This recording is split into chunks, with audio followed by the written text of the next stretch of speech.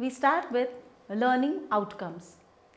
The aim of this module is to acquaint the students with the growing importance of foreign trade policy and its impact on the economy. After going through this lesson, you shall be able to explain nature of India's trade policy, trace India's trade policy regime, pre and post reform, describe objectives, salient features and analysis of foreign trade policy of 2015 to 2020, emphasize areas for effective implementation of FTP, and finally evaluate the FTP of 2015 to 2020. Then we have introduction. The economic reform process introduced in the beginning of the 1990s with the focus on liberalization has enabled increased integration of the Indian economy with the rest of the world. An important component of the reform process has been the reform of India's external sector. The economic reform process entailed wide-ranging decontrol which significantly liberalized trade policy regime. The liberalized trade policy eliminated quantitative restrictions and reduction in tariff rates. The magnitude of shift in trade policy lies in the fact that policies should adapt to developing state of affairs. This has become inevitable in the context of the opening up of Indian economy. Besides looking into both pre and post trade policy regimes, an attempt has also been made to look into some select issues concerning India's trade dynamics. Now we move on to nature of India's trade policy. The foreign trade policy of a country refers to policies and practices that affect and regulate import and export operations. Foreign trade policy includes many laws, decrees, regulations and procedures that are often adopted for different purposes. Such policies will affect foreign exchange, imports, exports, foreign investment and international relations. A foreign trade policy also includes trade promotion policy, which leads to the design and implementation of successful trade promotion and development program. An important component of a country's foreign trade policy is its national export strategy. The national export strategy focuses on promoting and developing those products and markets that offer the best opportunities for a country. There have been a number of phases in the evolution of trade policies depending on the problems facing the Indian economy, the situations of the world economy and ideas regarding the appropriate policies for fostering economic development. The policies adopted were in line with the thinking of a number of economists dealing with development problems and the interactions of trade and development. The important point to note is that pre-reform India's foreign trade policy regime was extremely restraining and essential to the growth strategy. The actual pattern of India's foreign trade is no longer merely based on domestic policies but on the notions and intention of world trade and finance as well. Domestic policies work most effective when the external environment is by and large favorable. India's trade policy regime, pre and post reform. Pre-reform policies. Evolution of India's foreign trade regime since independence has undergone significant changes. The rapid economic development strategy of post-independent India had been one of the self-reliant industrialization under centralized investment planning. Under this strategy, the basic feature of pre-reform trade policy was autocratic in nature. India followed the protectionist policy and adopted different instruments. These instruments to a large extent were dictated by the objectives of the protectionist policy. The primary objective of this protectionist policy were to, first, stabilize balance of payments, second, encourage industrialization, third, fulfill the objectives of self-reliance, fourth, help in reallocation of resources, and fifth, conserve foreign exchange. The selection of instruments adopted for achieving the objectives of the protectionist policy can be classified in two broad groups, tariff and non-tariff measures. These instruments were basically used to bring about changes in price, volume or other parameters relating to tradable commodities and services. India's import and export policy was guided by the Import and Export Control Act of 1947. In 1977, Two additional orders, namely the Import Control Order and Export Control Order, were introduced, and the subsequently annual policy of import and exports was based on these legislations. The import and export policy determines in great detail the import procedure that are applicable to specific products, license, importer's entitlement, as well as other details relevant for the imports of goods and commodities by different categories of importers. The importers were broadly grouped into three categories: actual users for industrial products and non-industrial products, secondly exporters, and thirdly others. The actual users in the first category included enterprises, persons that used to get import license for items earmarked for their own use and not for further sales. These users were entitled to various types of import licenses and could import goods and commodities under these modes alone. Different types of licensing that used to be issued in pre-reform period can be categorized as open general license, automatic license, supplementary import license, and import through government-owned canalized agencies. In the open general license category, the components and spare parts used by importers were usually imported to India on the basis of this license. These imports were used by importers in their manufacturing activities. The list of such products which fell under open general license, restricted items, and banned list used to be released by the government in their annual export-import policy. The government virtually attempted to close the Indian economy to the outside world. Tariff policy has led to a misallocation of resources through the creation of substantial unplanned subsidization and penalizing of various sectors. The nominal rates of tariff had differed widely from the effective rates of tariff, and the joint operations of the import and export incentive have led to the creation of substantial divergence in the domestic resource cost of producing different commodities. Progressively restrictive trade regime insulated the domestic producers of import competing products from international competition with often fair among of high tariffs. India's policy regime was complex and cumbersome. Whatever the merits and demerits of the economic strategy that has been pursued by the government, its implementation has been very poor. The government attempted to close the Indian economy to the outside world. Tariff policy has led to a misallocation of resources through the creation of substantial unplanned subsidization and penalizing of various sectors. In short, the realization of the negative impact of anti-export bias brought about some welcome changes in India's external sector policies during the 1970s. During this period, a number of initiatives in regard to promotion of exports were adopted. To enhance exports, steps were taken to provide export incentives and export services. The government set up two important committees to streamline the policies to suit the liberal trade regime.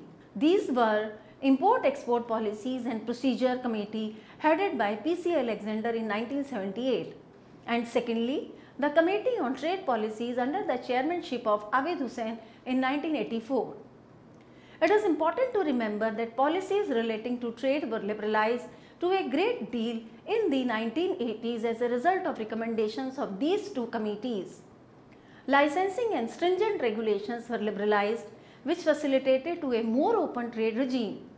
However, the decade of the 1980s may be characterized as a very cautious beginning of liberalization process in India. The economic liberalization policies of 1991 included opening of international trade and investment. These reforms have resulted in the shift from inward-oriented policy of the past to an outward-looking policy. Such a break stems from the change in the perception of the trade policy mindset in the country. Then we have post-reform policies. The country began to liberalize under conditions of extreme necessity. Reforms in the external sector of India were intended to integrate the Indian economy with the world economy.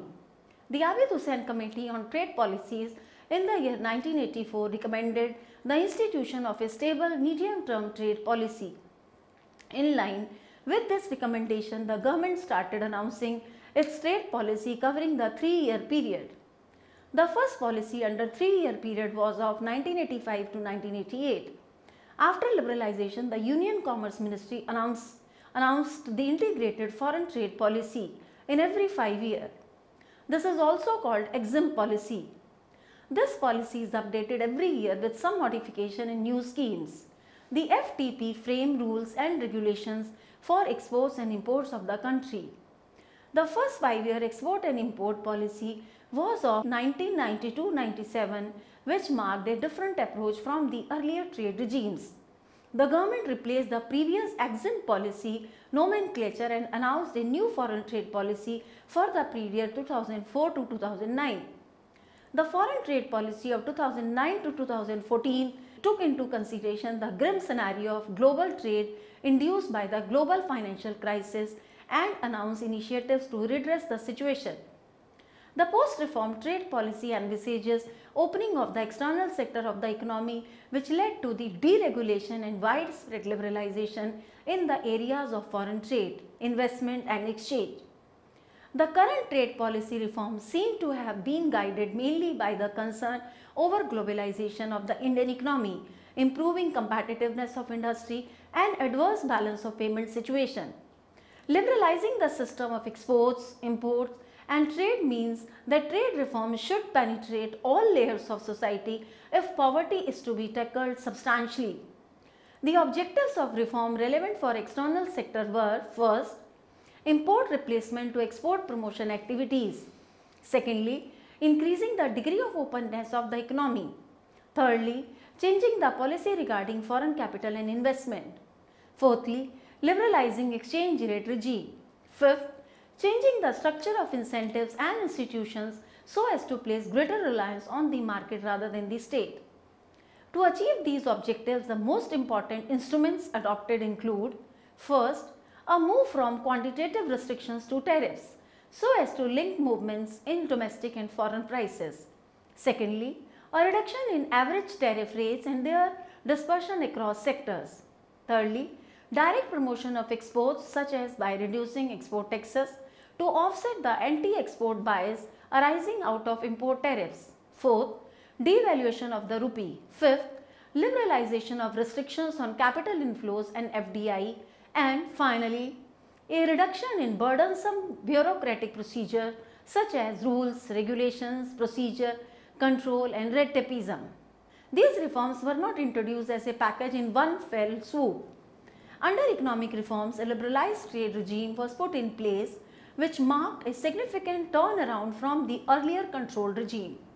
It was recognized that trade policies, exchange rate policies and industrial policies should form part of an integrated policy framework if the aim was to improve the overall productivity and efficiency of the economic system in general and the external sector in particular.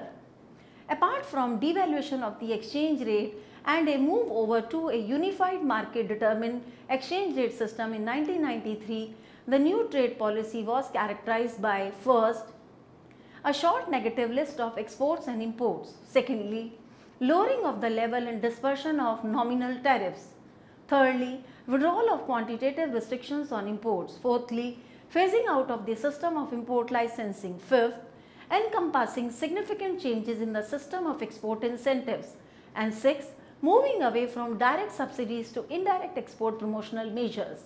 The multi-pronged strategy gradually had its desired effects on the economy and ushered in a phase of a stable and high growth. The rising exports combined with significant surge in capital flows provided opportunities for further liberalization of essential imports from quantitative restrictions. The stability in the exchange rate of the rupee maintained the competitiveness of Indian exports and at the same time prevented the upsurge of cheap imports, which could have fueled protectionist sentiments to gain around and stalled the tariff and non-tariff liberalization measures. The loss of the East European market since the early 1990s was successfully countered by diversifying into newer markets of developing countries of Asia and the Organization of the Petroleum Exporting Countries known as OPEC. Then we have increasing openness.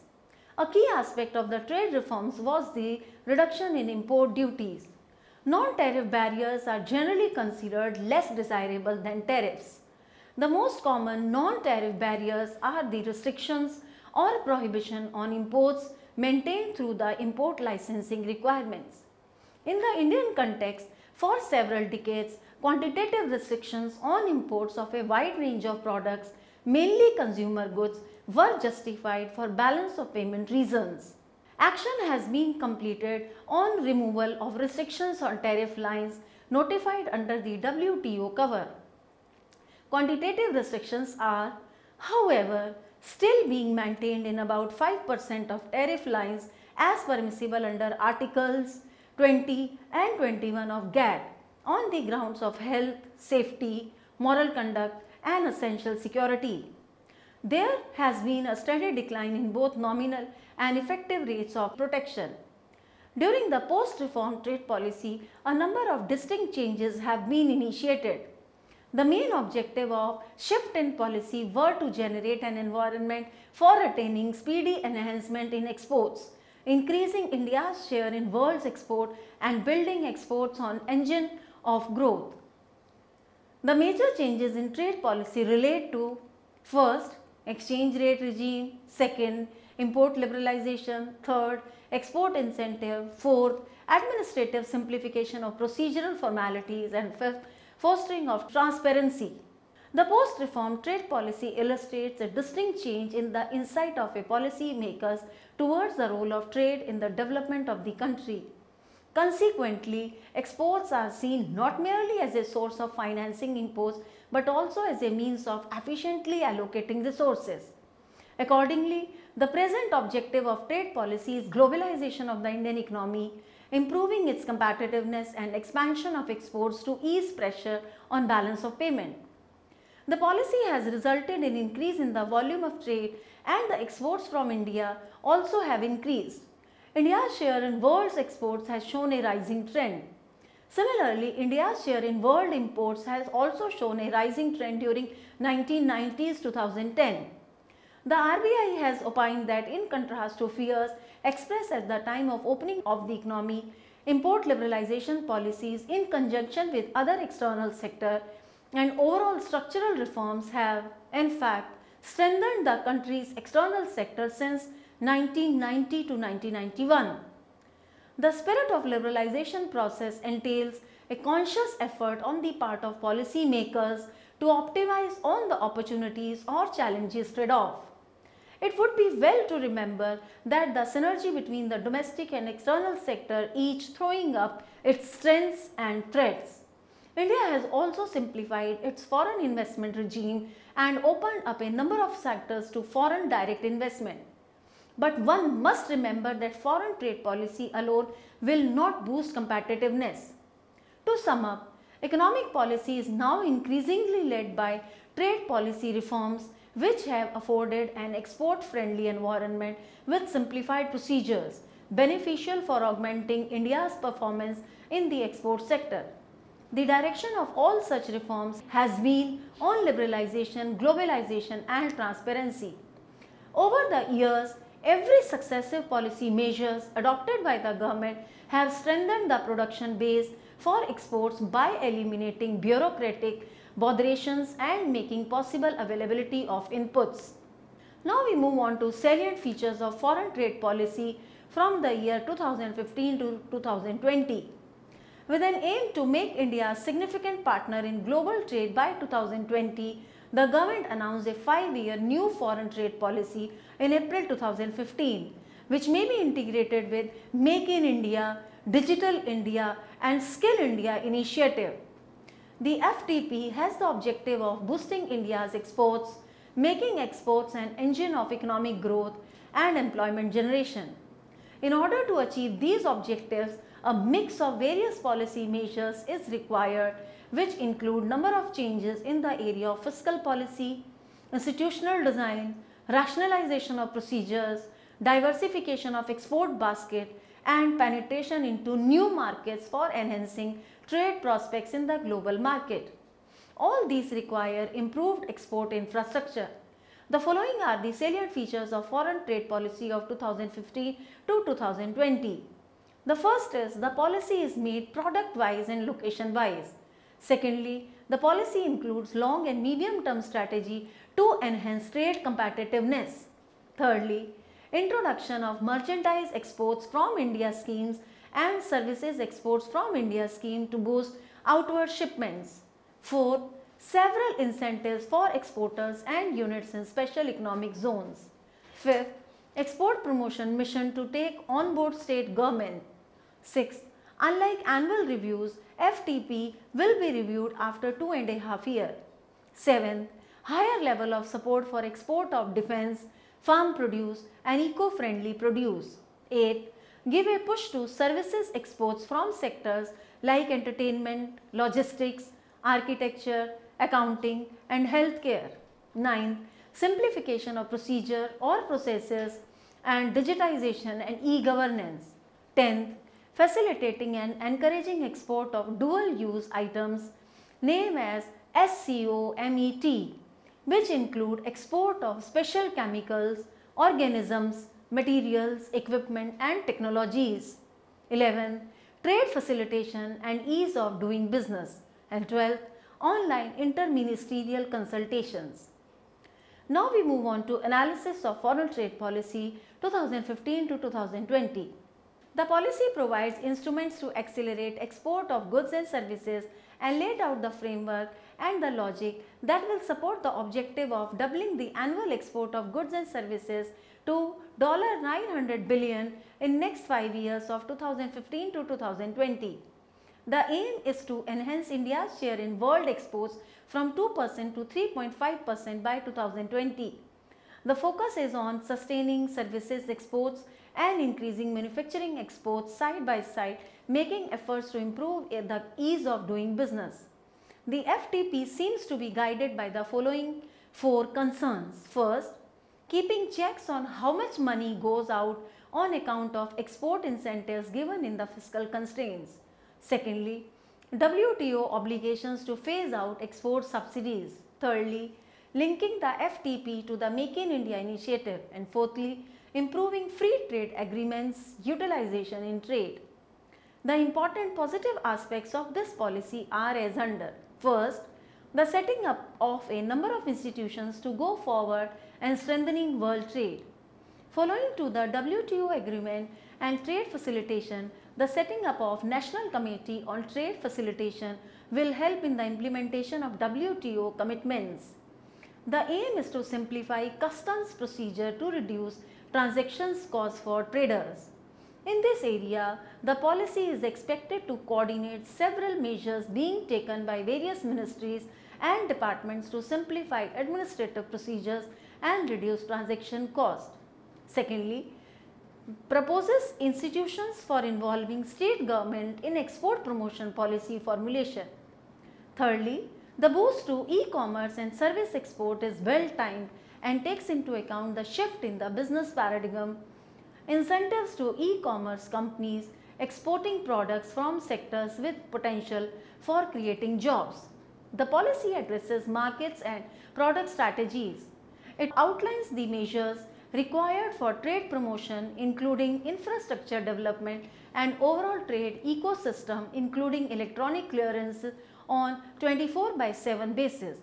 Fourthly, the introduction of a simplified import duty exemption certificate for all exports under the two scheme is expected to make incentives more transparent and non-discretionary. The quantum of export subsidies is lower than the earlier ones. Fifth, introduce a concept of import appraisal mechanism which will be done on a quarterly basis by the Department of Commerce. Sixth, the scheme have been devised for further extending tax breaks to defense, pharma and environment friendly exports. Seventh, the reduction in the specific export obligation under the Export Promotion Capital Goods Scheme. In this scheme, exporters are allowed to import capital goods without duty, subject to their fulfilling an export obligation equivalent to 90% of the total value of imports over a period of 5 years. Such export obligation has now been reduced to 75%. 8. The 5-year programming focusing on the ease of doing business, labor orientation and highlighting the importance of special economic zones would bolster the Make in India initiative. 9th, The incentive scheme under Chapter 3 of the policy have been consolidated into two primary schemes, namely first, the merchandise export from India scheme, and secondly, the service export from India scheme. The MEIS has been introduced for export of goods and replaces 5 different schemes: the Focus Product Scheme, Focus Market Scheme, Agri Infrastructure Incentive Scrip, Vishesh Krishi and Gram Udyog Yojana. Under the scheme, notified goods exported to notified markets would be rewarded on realized FOB value of exports.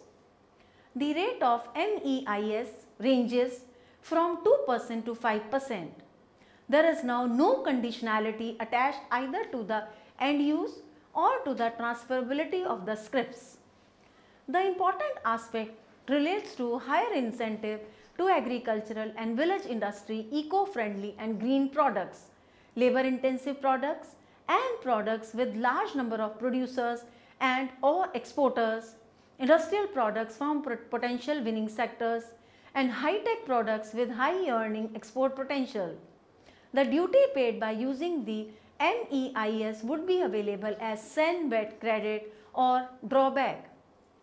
Next, 10th, services exports occupy a key position in India's foreign trade. Its contribution and vibrancy is no longer confined to just information technology but replicated in many other sectors such as telecom, entertainment, logistics, accounting and healthcare.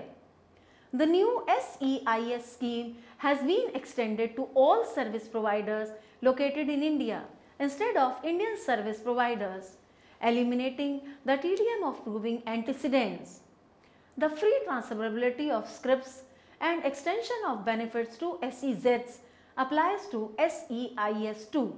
11th, service exporters usually do not need imports, as a result of which some benefits go waste for them. In order to spur growth in service sector, the initiatives undertaken in the present policy will help service exporters who could monetize benefits by trading scrips. They may even be allowed to offset service tax by using these scrips. This will particularly benefit sectors such as education, healthcare, consultancy and architecture that do not import much to sell these in market and encash some of the benefits. The idea is to make the schemes more effective. Then we have 12th, in an attempt to achieve greater policy coherence and mainstreaming of all export incentive schemes, the Department of Commerce will now direct state government to prepare their own export strategies based on the new FTP. The 13th, the policy is for 5 years and this will avoid periodic and unpredictable changes which alter the overall tone of the policy. Instead of making amendments every year, the government will now make a mid-policy review after 2.5 years. The policy is inclusive, having spoken about job creation, agriculture and even mobilizing waste for exports. It is the first time a trade policy has included subjects like the ease of doing business, transaction simplification, speed of approval, etc. So it is positive.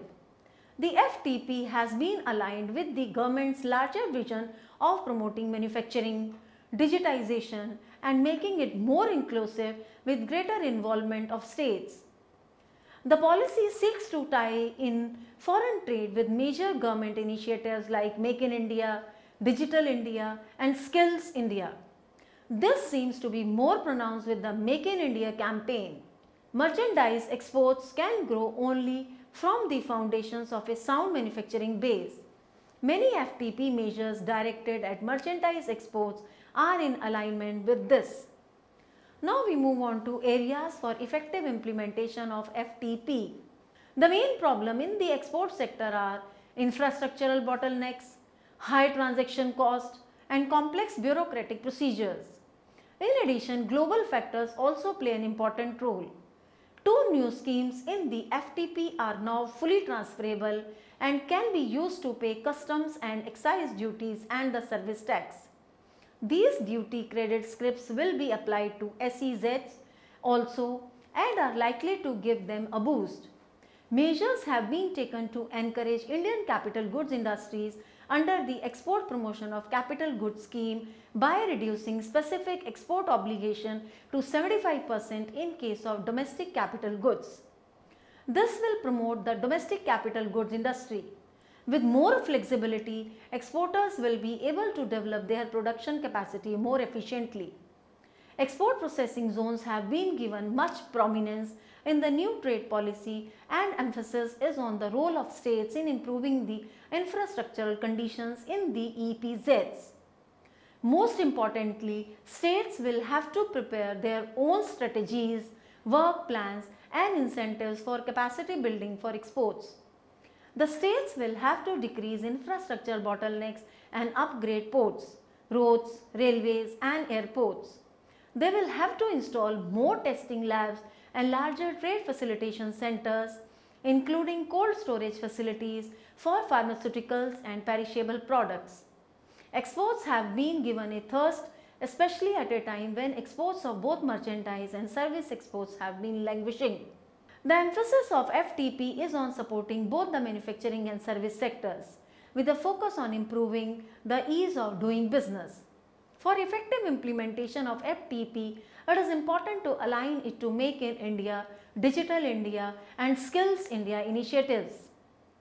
The policy, though, seems to focus a lot on easing the process, but still exerts its clout on manufacturing in India. In totality, it makes sense to implement all plans and procedures to improve the working of FTP. The focus of FTP has been on simplicity and stability.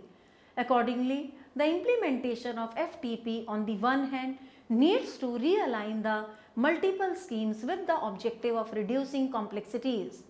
On the other hand, it should promote the increased use of technology to reduce the transaction cost and manual compliances. Thus, the FTP's implementation requires turning its attention to sectors where India has inherent advantages like healthcare, education, R&D, logistics, professional services, entertainment, as well as services incidental to manufacturing. By extending benefits under EPCG on domestic procurements and offering them more products under MEIS scheme, the policy further seeks to incentivize the exports. The priority areas are technology driven, labor intensive driven and environment driven. Now we move on to the evaluation of policy of 2015 to 2020. Given the backdrop of prevailing global trade environment, the new policy is a bold initiative to increase competitiveness of Indian products. The enterprising objective of FTP is admirable, but the means to get to it will be tested over time. Exports target are essentially cut and dry and temporal. The experts in the field are of the view that the logic of change is lucid, but the building blocks and the instruments continue to be embedded in the legacy of the past. The policy is progressive, but the framework is not new, and the instruments of delivery are a work in progress. It is expected that the policy will enhance the zeal of existing players, particularly operating in the field of service sector, for example, pharma, agricultural and aquaculture, auto ancillaries, handicrafts, among others, and would potentially identify and support new age performers like defense, high-tech, e-commerce and many more. However, one should not have the belief that this in itself would be sufficient to achieve the target. It is also important to keep in mind that the government is likely to forego revenue to the extent of 500 to 2,500 crores by way of incentives given under MEIS and SEIS, two units located inside special economic zones. It is good that the government has done away with the many schemes of export promotion and has announced a simplified policy. It combines 5 earlier schemes for good exports into a single scheme, and there is one program for promotion of services exports. The exporters will benefit from these 2 schemes as they are not the same export promotion concession that existed earlier. The crucial issue is the lack of coordination between different economic agents and ministries operating in silo-like structures. There is no mentioning of how Make in India or Digital India or even the Smart Cities policy can be integrated with the FTP to deliver higher exports of both goods and services. This particular aspect of integration and coordination continue to be the main challenge for India's trade regime. Some of the knowledgeable persons in the field of trade have observed that the rules of the trade game have changed. Rather than negotiating on tariffs, countries now negotiate on non-tariff barriers, including regulatory and licensing issues. However, in India, authorities are still preoccupied with tariffs as the major instrument of regulating foreign trade and thereby ignoring the discussion on intellectual property rights, trade facilitation, sanitary and phytosanitary standards, climate change and the like. India needs to evolve beyond tax breaks for manufacturers.